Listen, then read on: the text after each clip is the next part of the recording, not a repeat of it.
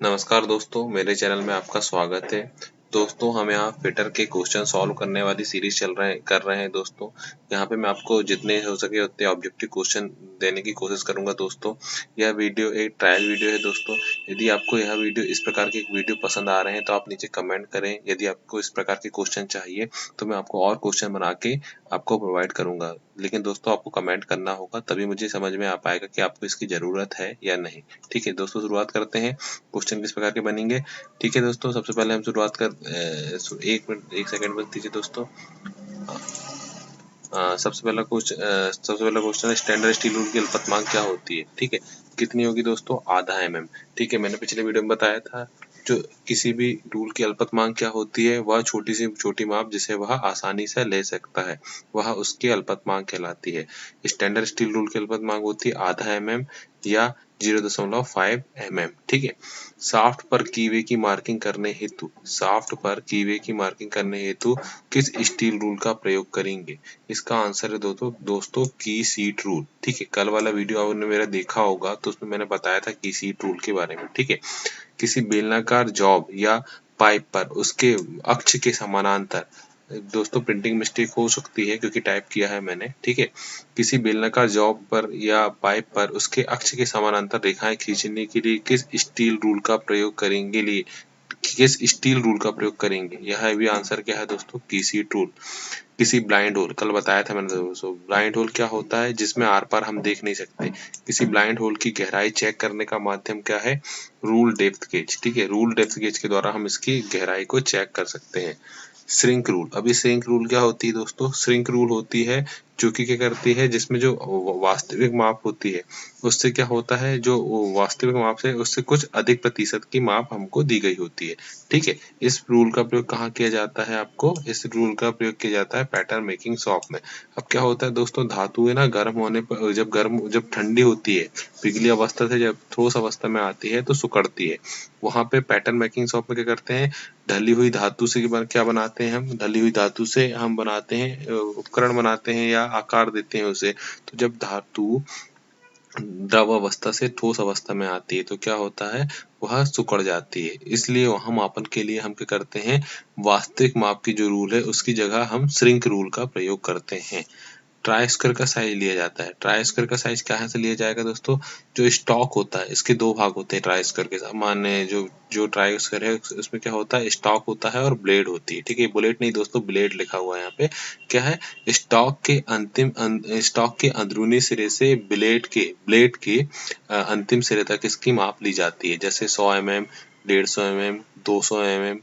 ठीक है, इस प्रकार के ट्राई स्क्वायर आते हैं। ठीक है, 10,000 माइक्रोन किसके बराबर होगा, 10 mm। ठीक है दोस्तों, मैंने बताया था 1 mm में कितना होता है, 1 mm में कितने माइक्रोन होंगे, 1000 माइक्रोन होंगे। तो इस प्रकार से आप हिसाब लगा सकते हैं। ठीक है, साधारण कैलिपर का साइज लिया जाता है किससे, साधारण जो कैलिपर है। ठीक है, अब साधारण कैलिपर क्या होगा, मैंने बताया था साधारण कैलिपर क्या होता है दोस्तों, जैसे इनसाइड कैलिपर, आउटसाइड कैलिपर। और कैलिपर क्या है, एक अप्रत्यक्ष मापी औजार है। अप्रत्यक्ष मापी औजार क्या होता है, अप्रत्यक्ष मापी वह औजार होता है जिसमें खुद की माप नहीं होती। हम किसी प्रत्यक्ष मापी औजार, मतलब जिसमें मापांकन दिया गया है, मार्किंग की गई है, उस इंस्ट्रूमेंट जैसे कि स्टील रूल आदि की सहायता से हम इनके द्वारा मापन करते हैं। तो क्वेश्चन था हमारा दोस्तों, साधारण कैलिपर का साइज लिया जाता है। साधारण कैलिपर का साइज लिया जाएगा उसके रिबिट जहां दोनों टांगे जुड़ी हुई है वहां से लेके आपके पॉइंट की दूरी तक, यह उसका साइज होगा। और ये कैसे होते हैं, लंबाई में आते हैं, जैसे 150 mm, 100 mm, 200 mm, इस प्रकार के कैलिपर आपके आते हैं। सॉलिड ट्राई स्क्वायर की ब्लेड के साथ स्टॉक जुड़ा होता है। ठीक है, जो सॉलिड ट्राई स्क्वायर होता है ना दोस्तों, उसमें ब्लेड और स्टॉक दोनों कैसे होते हैं, हेडलेस रिवेट द्वारा जुड़े हुए होते हैं। ठीक है, सामान्य गुनिया या ट्राई स्क्वायर का स्टॉक बना होता है। जो सिंपल जो ट्राई स्क्वायर होता है ना दोस्तों, उसका जो स्टॉक बना होता है वो बना होता है कास्ट आयरन का बना हुआ उसका स्टॉक होता है। स्प्रिंग जॉइंट कैलिपर में कौन सा स्प्रिंग प्रयोग किया जाता है। ठीक है, ये मैंने कल चर्चा करा था आपसे। स्प्रिंग जॉइंट कैलिपर का जो स्प्रिंग होता है दोस्तों, वो होता है लीफ स्प्रिंग। लीफ स्प्रिंग का हम प्रयोग करते हैं स्प्रिंग जॉइंट कैलिपर में। ट्राई स्क्वायर का साइज दिया जाता है, अभी मैंने बताया था ट्राई स्क्वायर का साइज क्या किया जाता है, स्टॉक का जो लास्ट पॉइंट रहता है, ठीक है, उससे ब्लेड के अंतिम पॉइंट तक, स्टॉक के लास्ट पॉइंट से ब्लेड के अंतिम पॉइंट तक, अर्थात ब्लेड की लंबाई के द्वारा हम ट्राई स्क्वायर का साइज देते हैं। ठीक है, ट्राई स्क्वायर की ब्लेड की धातु क्या होगी? सामान्य ट्राई स्क्वायर की ब्लेड की धातु होती है high carbon steel. Steel rule की धातु क्या होगी? स्टील रूल की धातु होती है स्प्रिंग स्टील। सेंटर हेड का प्रयोग किया जाता है। सेंटर हेड काय का भाग है दोस्तों? सेंटर हेड जो भाग है वो है कॉम्बिनेशन, जो कॉम्बिनेशन सेट है उसमें भाग है सेंटर हेड, और इसका प्रयोग किया जाता है गोल जॉब का केंद्र ज्ञात करने हेतु इसका प्रयोग किया जाता है। सेंटर हेड की धातु क्या होगी?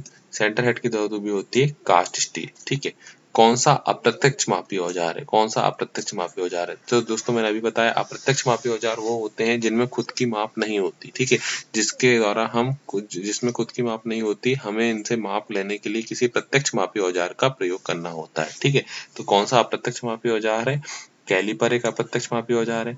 कैलिपर के अलावा और क्या होगा आपका? कैलिपर हो गया अप्रत्यक्ष मापी। आपका जो टेलीस्कोपिक गेज होता है वो भी अप्रत्यक्ष मापी औजार होता है। जो बाकी जो गेज होते हैं, ऐसे ऐसे कोई भी इंस्ट्रूमेंट, ऐसे कोई भी टूल जिसमें माप नहीं दी गई है, वो सब किस में आएंगे? आपके अप्रत्यक्ष मापी औजार में आएंगे। ठीक है, जैसे go and not go gauge, ये भी कैसे होंगे? आपके अप्रत्यक्ष मापी औजार होते हैं। ठीक है, 100 मिलीमीटर लंबी सरफेस की समतलता चेक करने हेतु किस टूल का प्रयोग किया जाता है? ठीक है, स्ट्रेट एज। ठीक है दोस्तों, ये स्ट्रेट एज क्या होता है? ये स्टील रूल के समान ही औजार होते हैं लेकिन लंबे लंबे होते हैं। ठीक है, स्ट्रेट एज लंबाई में अधिक लंबाई होती है और इनका प्रयोग समतलता को चेक करने के लिए किया जाता है। स्ट्रेट एज क्या होते हैं? ये जोड़े में आते हैं और अलग अलग लंबाई के आते हैं, जैसे 100 mm, 200 mm, 300 mm, 400 mm, 500 mm, इस प्रकार के अलग अलग लंबाई में स्ट्रेट एज आते हैं। ठीक है, लेथ मशीन के बेड की स्ट्रेटनेस चेक करने हेतु किसका प्रयोग करेंगे? Straight edge. ठीक है, जब भी आपको अगर कहीं पे ज्यादा लंबाई में समतलता या स्ट्रेटनेस चेक करने का कोई भी उपकरण पूछे, आपका आंसर होना चाहिए स्ट्रेट एज। ठीक है, माइल्ड स्टील के बने कैलिपर को कितने वो क्या करना है, इसका क्वेश्चन ये बता रहा हूँ दोस्तों, ये प्रिंटिंग मिस्टेक हो गई। माइल्ड स्टील के बने कैलिपर को मोड़ने, टूटने और घिसने से बचाने के लिए क्या किया जाता है? तो देखो दोस्तों, जब भी आप कोई भी उपकरण माइल्ड स्टील का बना हुआ हो दिखे ना, तो उसको अधिकतर क्या करते हैं? हार्ड व टेम्पर्ड किया जाता है। हार्ड व टेम्पर्ड क्या है? ऊष्मा उपचार की एक विधि है। ठीक है, जिससे धातु को कठोर कर दिया जाता है और टफ बना दिया जाता है। ठीक है, प्रोटेक्टर हेड के किस भाग पर मैन स्केल बनी होती है? प्रोटेक्टर हेड काय का भाग है दोस्तों? प्रोटेक्टर हेड भाग है आपका काय का? प्रोटेक्टर हेड है आपका कॉम्बिनेशन सेट का भाग है। ठीक है, इसके किस भाग में डिस्क बनी होगी, किस भाग में मैन स्केल बनी होगी? वो होगी आपकी डिस्क। आंसर इसका है क्या? डिस्क। वी ब्लॉक का साइज लिया जाता है। वी ब्लॉक क्या है दोस्तों? जो गोल रॉड होती हैं, गोल रॉड की मार्किंग करने हेतु किसका प्रयोग किया जाता है? वी ब्लॉक का प्रयोग किया जाता है। और वी ब्लॉक का जो कोण होता है वी का, वो होता है 90 डिग्री। ठीक है, कितना होता है आपका? 90 डिग्री इसका कोण होता है। ठीक है, अब इसका वी ब्लॉक का साइज पूछा है अपन से, तो वी ब्लॉक का साइज लिया जाता है उसकी लंबाई गुणित चौड़ाई गुणित ऊंचाई। लंबाई, चौड़ाई और ऊंचाई से ही इसका साइज स्पेसिफाई किया जाता है। ये है हो गई आपकी वी ब्लॉक की बात। ठीक है, इसमें भी होते हैं दोस्तों वी ब्लॉक में सिंगल लेवल वी ब्लॉक और डबल लेवल वी ब्लॉक। ठीक है, इनके आगे जब इनका क्वेश्चन आएगा दोस्तों तब मैं इनकी चर्चा करूंगा। ठीक है, एंगल प्लेट का साइज लिया जाता है। एंगल प्लेट का साइज किसके द्वारा लिया जाएगा? ये भी लिया जाता है दोस्तों लंबाई, चौड़ाई और ऊंचाई तथा इसमें क्या रहता है? नंबर, एसआई जो नंबर रहता है उसके द्वारा हम इसके एंगल प्लेट का साइज लेते हैं। एंगल प्लेट दो प्रकार की होती है, फिक्स टाइप और एडजस्टेबल टाइप। जो फिक्स वाली होगी वह कैसे, उसमें उसका एंगल कितना रहता है? 90 डिग्री रहता है। ठीक है, और जो एडजस्टेबल होती है उसको हम किसी भी डिग्री में सेट कर सकते हैं। ठीक है, निम्न में से प्रत्यक्ष मापी यंत्र कौन सा है दोस्तों? ऐसे क्वेश्चन आपको कहीं मिलेंगे। ठीक है, प्रत्यक्ष मापी कौन सा नहीं है? देखो दोस्तों, यहाँ पे नहीं वर्ड है, जो नहीं को आपको कॉन्सेंट्रेट करना है। ऐसे कई बार आपको क्वेश्चन मिल जाएंगे, आप जल्दबाजी में क्या करते हैं? नहीं नहीं पढ़ते हैं और निशान लगा लेते हैं। इससे पूछा है कौन सा प्रत्यक्ष मापी यंत्र नहीं है, तो इसका आंसर क्या है दोस्तों? कैलिपर है। इसका आंसर क्या है आपका? कैलिपर। ठीक है दोस्तों, ठीक है, कैलिपर एक अप्रत्यक्ष मापी यंत्र नहीं, प्रत्यक्ष मापी यंत्र नहीं है। ये क्या है? अप्रत्यक्ष मापी यंत्र है। लंगड़े कैलिपर की टांग अंदर की ओर कितने डिग्री पर मुड़ी हुई होती है? यह क्वेश्चन है दोस्तों, तो इसका आंसर है आपका 45 डिग्री। ठीक है, जो भी आपके कैलिपर है उनकी टांगे कैसी रहती है? 45 डिग्री पे अंदर या बाहर की ओर मुड़ी हुई होगी। डिपेंड करता है कि कौन सा कैलिपर है। अनियमित आकार के वर्कपीस, ठीक है, वे वर्कपीस जिनका आकार नियमित नहीं है उनकी साइज को मापने के लिए किस रूल का प्रयोग किया जाएगा? ठीक है, किस रूल का प्रयोग किया जाएगा, ठीक है। तो वे रूल होती है फ्लेक्सिबल रूल। फ्लेक्सिबल रूल का प्रयोग हम कर सकते हैं, क्यों? क्योंकि फ्लेक्सिबल रूल कैसी होती है, मोड़ने में कैसी होती है, सक्षम होती है, इसलिए हम इनका प्रयोग, फ्लेक्सिबल रूल का हम प्रयोग कर सकते हैं, ठीक है दोस्तों। आगे बढ़ते हैं अपन। साधारण कैलिपर की धातु होती है, साधारण कैलिपर की धातु होती है हाई कार्बन स्टील, ठीक है। अधिकतर कैलिपर इनसाइड हो, आउटसाइड हो या डिवाइडर हो, इन सब की धातु क्या होती है, हाई कार्बन स्टील होती है। साधारण ट्राई स्क्वायर का साइज लिया जाता है, मैंने बताया था अभी इसके पहले, दोबारा रिपीट हो गया क्वेश्चन दोस्तों। ब्लेड की लंबाई की द्वारा इसका साइज का लिया जाता है, ठीक है।